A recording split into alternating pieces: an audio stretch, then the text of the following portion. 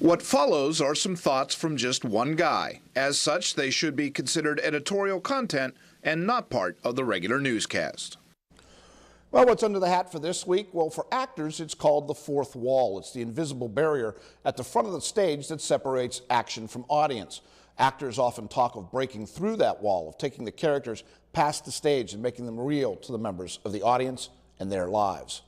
Well, some of us had something of a fourth wall moment this week when family-friendly Waldemere Park closed early on Memorial Day.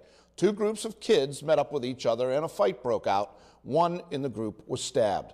Park ownership kicked in an emergency plan that slowly closes sections of the park to avoid panic and a mass exodus, and it worked pretty well, we're told. In about 15 minutes, the large amusement area was cleared. The public reaction was swift and nearly universal. What is this town coming to? This wasn't East 7th and Wallace. This wasn't 9th and Ash. This was Waldemere in Mill Creek, for goodness sakes.